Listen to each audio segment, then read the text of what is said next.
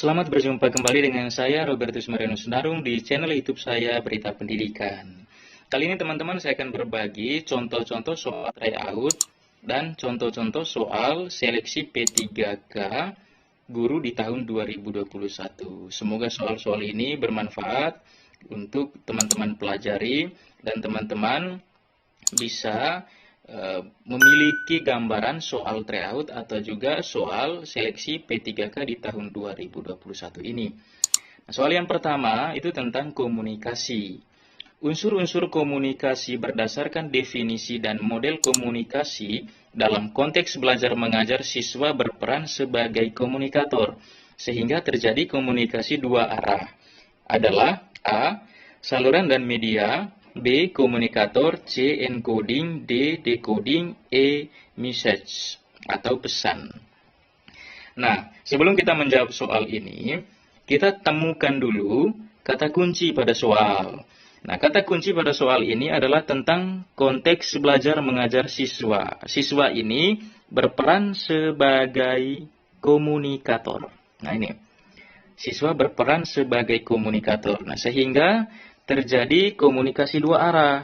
Berarti yang ditanyakan di sini itu tentang komunikasi dua arah. Pilihan jawaban A itu tentang saluran dan media. Pilihan jawaban ini itu terkait tentang alat. Terkait tentang alat ya teman-teman.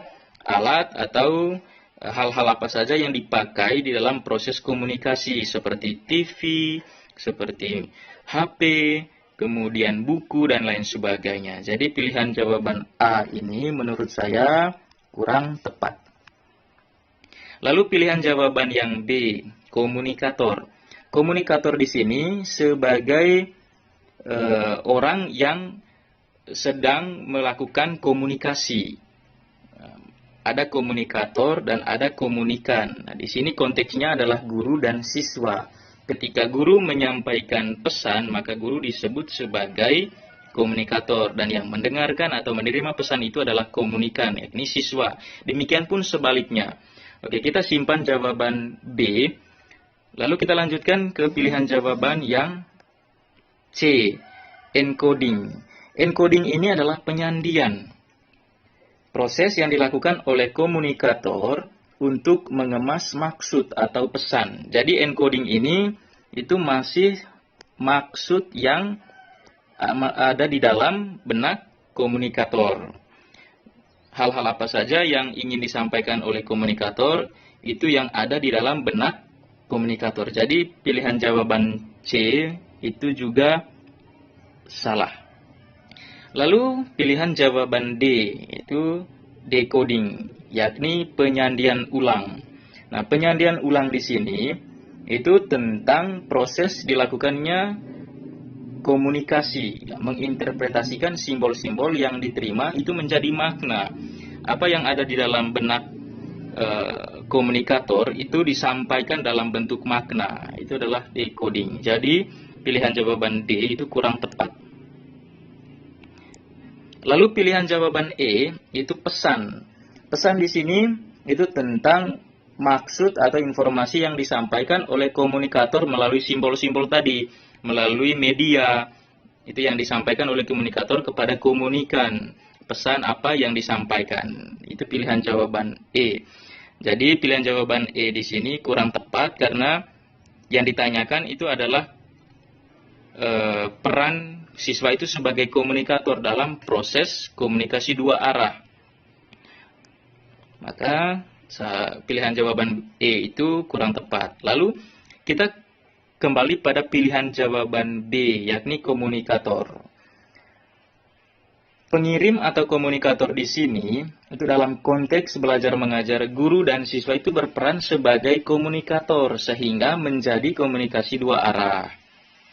Ketika guru menyampaikan materi pembelajaran kepada siswa, guru berperan sebagai komunikator dan siswa itu berperan sebagai komunikan. Sebaliknya, ketika siswa bertanya atau menyampaikan jawaban atas pertanyaan guru, maka siswa itu berperan sebagai komunikator dan guru berperan sebagai komunikan. Jadi pilihan jawaban yang tepat untuk soal nomor 1 adalah B, komunikator. Soal nomor 2, Pak Robert melakukan proses pembelajaran dengan menggunakan media seperti memutar video pembelajaran, audio pembelajaran, dan menggunakan poster berwarna agar peserta didiknya memperhatikan dan tertarik terhadap apa yang dibahasnya, serta senang mengikuti pelajarannya, sehingga hasilnya sangat baik. Proses pembelajaran yang dilakukan oleh Pak Robert ini itu mempertimbangkan titik-titik. A. Minat peserta didik, B. Etnik peserta didik, C. Gender peserta didik, D. Kultural peserta didik, E. Gaya belajar peserta didik. Sebelum kita menjawab soal ini, kita tentu harus memahami pertanyaannya terlebih dahulu. Nah, apa yang menjadi poin inti atau kata kunci di dalam soal ini? Pembelajaran yang dilakukan oleh Pak Robert itu mempertimbangkan apa? Nah, kita lihat bahwa Pak Robert di sini membuat pembelajarannya itu menarik, kemudian mempertimbangkan apa yang menjadi kebutuhan peserta didik. Kemudian peserta didik itu dibuat senang agar dapat memahami pembelajaran yang dibawakan oleh Pak Robert ini. Nah, terkait dengan hal tersebut, Pak Robert membuat video pembelajaran, kemudian audio menggunakan poster berwarna, agar peserta didik ini tertarik dengan proses pembelajaran yang dibawakan oleh Pak Robert. Jadi, berdasarkan kata-kata kunci ini, maka pilihan jawaban yang tepat itu adalah A, yakni pertimbangan proses pembelajaran yang dilakukan oleh Pak Robert itu berdasarkan minat peserta didik. Kenapa bukan B?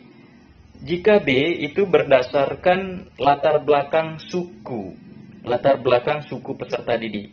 Kemudian C itu berdasarkan gender atau jenis kelamin peserta didik. Lalu yang D itu berdasarkan budaya peserta didik. Dan yang E berdasarkan gaya belajar. Gaya belajar di sini misalnya gaya belajar kinestetik, kemudian gaya belajar menghafal. Tentu proses pembelajarannya juga dipertimbangkan berdasarkan gaya belajar yang dipakai oleh peserta didik. Jadi pilihan jawaban yang tepat ini adalah A, yakni minat peserta didik. Soal nomor 3, keterampilan berpikir tingkat tinggi memiliki beberapa aspek. Pemahaman bahwa berpikir kritis merupakan proses di mana segala pengetahuan dan keterampilan itu dikerahkan dalam memecahkan permasalahan, merupakan bagian dari aspek keterampilan berpikir tingkat tinggi sebagai titik-titik. A. Critical and creative thinking, B. Problem solving, C. Discovery learning, D. Management strategic solution, E. Transfer knowledge. Oke teman-teman, sebelum kita menjawab soal ini, saya perlu informasikan lebih awal bahwa ada 3 aspek keterampilan berpikir tingkat tinggi, yakni critical and creative thinking, problem solving, dan transfer of knowledge. Jadi, secara otomatis pilihan jawaban C itu salah. D juga salah. Oke. Sudah 2 jawaban yang sudah dieliminasi. Yang tersisa 3 jawaban. Nah, sebelum kita menentukan jawaban, kita temukan dulu kata-kata kunci dari soal tersebut. Nah, di sini ditanyakan tentang aspek keterampilan berpikir tingkat tinggi yang dipakai dalam soal ini. Pemahaman bahwa berpikir kritis itu merupakan proses di mana segala pengetahuan dan keterampilan itu dikerahkan dalam memecahkan permasalahan. A itu critical dan creative thinking. Di sini kata kuncinya adalah berpikir kritis. Nah, itu menjadi kunci utama. Jadi, terkait dengan pilihan jawaban A itu ada kesesuaian. Kita simpan dulu jawaban ini. Lalu pilihan jawaban B, problem solving. Nah, di sini juga ada kata kunci memecahkan permasalahan. Oke, memecahkan permasalahan. Oke, pilihan jawaban B juga ada kata kuncinya dalam soal. Lalu transfer of knowledge, pilihan jawaban E. Nah, dalam soal itu tidak terdapat kata kunci karena transfer of knowledge ini itu terkait dengan 3 aspek berpikir atau 3 aspek dalam proses pembelajaran, yakni aspek kognitif, kemudian aspek afektif, dan juga aspek psikomotorik. Dan yang paling utama di sini adalah aspek kognitif. Nah, di mana proses pembelajaran itu adanya transfer pengetahuan dari guru kepada siswa ataupun sebaliknya, saling berdiskusi. Oke, kita eliminasi pilihan jawaban E. Nah, sekarang tersisa 2 jawaban. Pemahaman bahwa berpikir kritis merupakan proses di mana segala pengetahuan dan keterampilan itu dikerahkan dalam memecahkan masalah. Yang menjadi kunci utama dalam soal ini adalah berpikir kritis. Berpikir kritis ini dipakai untuk memecahkan permasalahan ini. Jadi, ini dipakai untuk memecahkan masalah. Jadi penjelasannya seperti ini, teman-teman.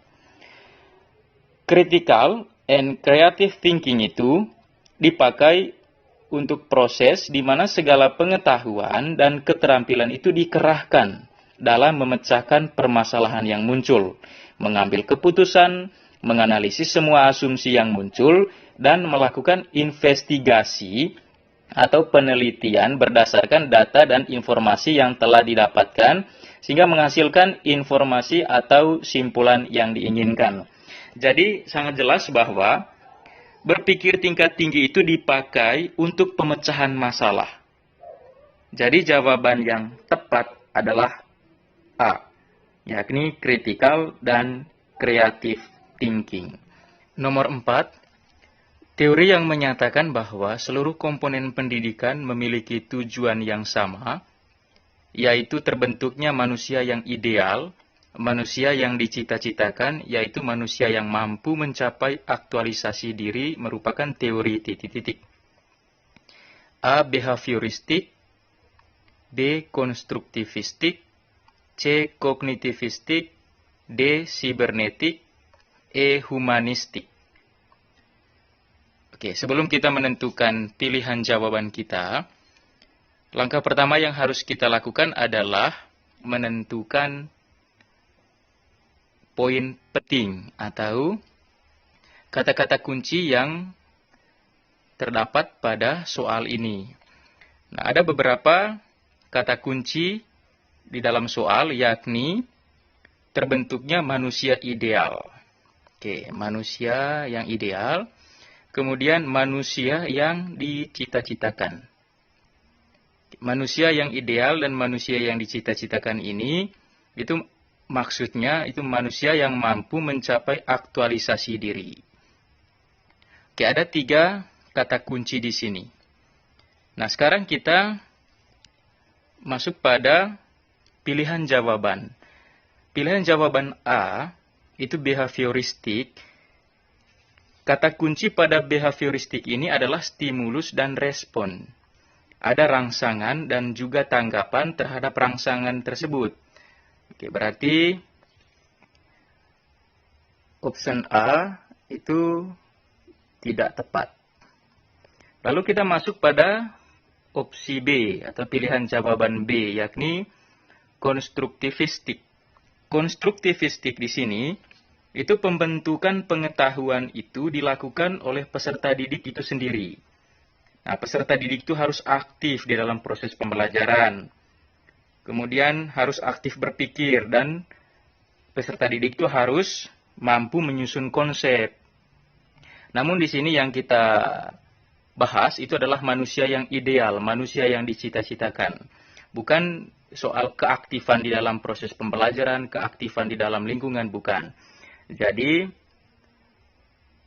teori konstruktivis bukan yang ditanyakan pada soal ini. Oke, lalu yang berikut kognitivistik. Kognitivistik itu kita tahu bersama bahwa itu tentang pengetahuan itu dibangun melalui proses interaksi dengan lingkungan. Kognitivistik itu mengajarkan bahwa peserta didik itu belajar dari lingkungan, interaksi dengan lingkungan, dan juga interaksi dengan orang-orang yang ada di dalam lingkungan. Jadi di sini opsi C juga salah. Lalu yang berikut opsi D, sibernetik. Nah, sibernetik ini terkait dengan informasi. Nah, misalkan seorang siswa ingin mendapatkan informasi, dia menggunakan HP, mengakses internet untuk mendapatkan informasi-informasi digital. Nah, itu termasuk di dalam teori sibernetik. Maka secara otomatis ini juga salah. Lalu yang berikut, yang E, itu adalah humanistik. Di sini humanistik dijelaskan bahwa memanusiakan manusia. Kemudian dalam teori humanistik juga itu membentuk manusia sesuai dengan yang dicita-citakan. Kemudian agar menjadi manusia yang ideal. Nah, ada kata kunci di sini manusia yang ideal dan manusia yang dicita-citakan. Berarti di sini jawaban yang tepat adalah E, yakni humanistik. Nomor 5. Apabila dalam suatu proses belajar peserta didik melakukan sesuatu sampai dengan mendapatkan respon yang tepat dan sesuai dengan apa yang diinginkan serta menghilangkannya karena rasanya tidak sesuai. Hal ini merupakan prinsip belajar dari A. Shaping, B. Konseptualisasi, C. Trial and error, D. Stimulus respon, E. Conditioning. Oke teman-teman, kita temukan kata kuncinya terlebih dahulu, yakni melakukan sesuatu sampai mendapatkan respon. Nah ini, melakukan sesuatu sampai mendapatkan respon. Nah, kemudian, apabila sesuai dengan apa yang diinginkan, maka dipertahankan, namun menghilangkan hal-hal lama. Lalu membentuk hal-hal baru. Kita perhatikan pilihan jawaban A, yakni shaping. Shaping ini adalah pembentukan perilaku. Nah, pembentukan perilaku, dan ini biasanya dilakukan untuk siswa-siswi yang memiliki keterbelakangan mental. Jadi, pilihan jawaban A ini tidak sesuai. Kemudian B, itu konseptualisasi. Konseptualisasi ini itu membuat abstrak terlebih dahulu. Dalam proses pembelajarannya, prinsip belajarnya itu yang pertama itu dilakukanlah pembuatan abstrak. Kemudian mengembangkan teori, mengembangkan konsep atau hukum. Nah, kemudian dibuatlah prosedur untuk menjadi objek perhatian.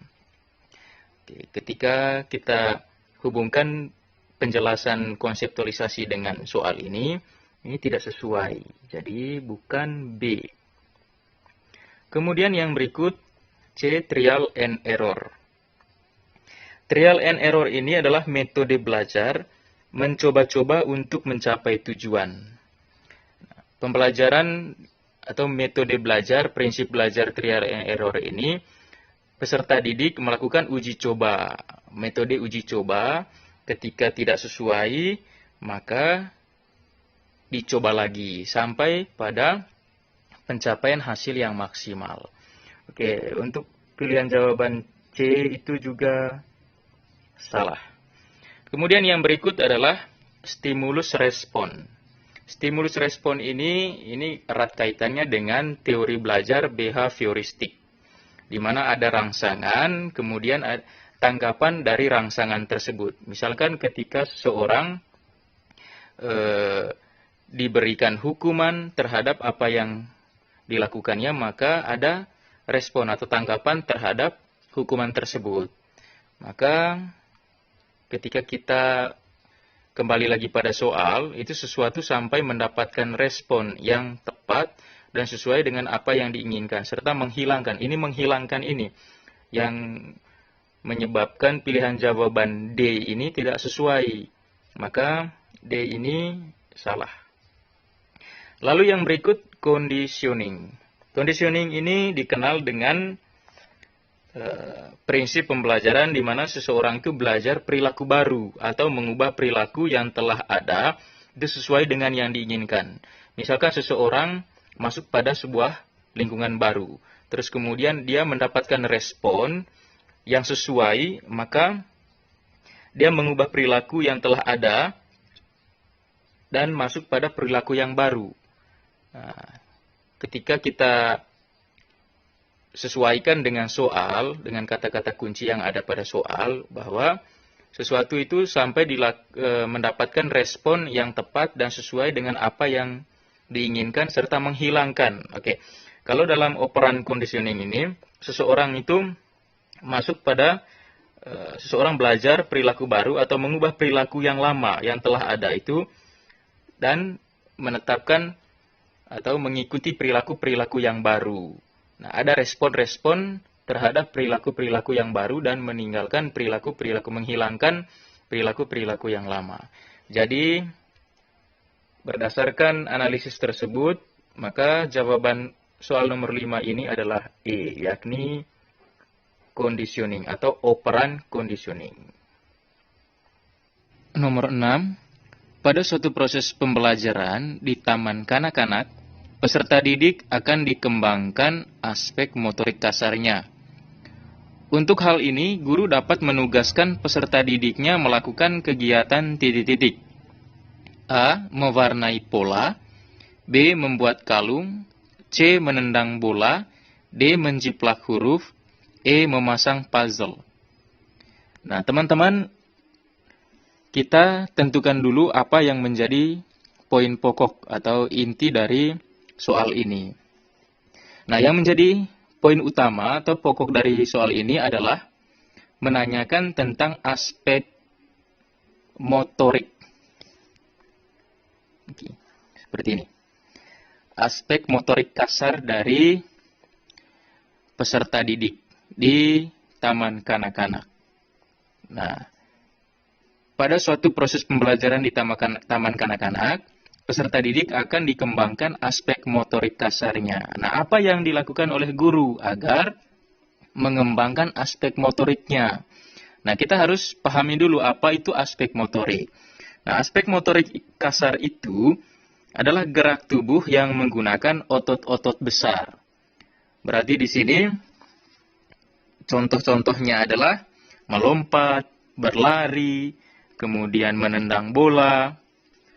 Nah, itu adalah contoh-contoh motorik kasar, gerak tubuh yang menggunakan otot-otot besar. Jadi, pilihan jawaban yang tepat di sini adalah C, yakni menendang bola, karena tindakan menendang bola atau aktivitas menendang bola ini termasuk aktivitas yang menggerakkan tubuh dengan menggunakan otot-otot besar, yang termasuk di dalam aspek motorik kasar.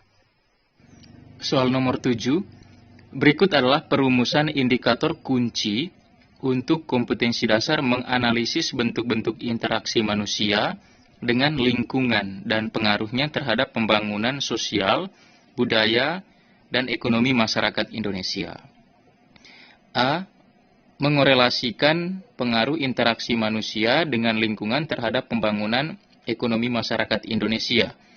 B. Mengidentifikasi pengaruh interaksi manusia dengan lingkungan terhadap pembangunan ekonomi masyarakat Indonesia. C. Menghubungkan pengaruh interaksi manusia dengan lingkungan terhadap pembangunan ekonomi masyarakat Indonesia. D. Menjelaskan pengaruh interaksi manusia dengan lingkungan terhadap pembangunan ekonomi masyarakat Indonesia.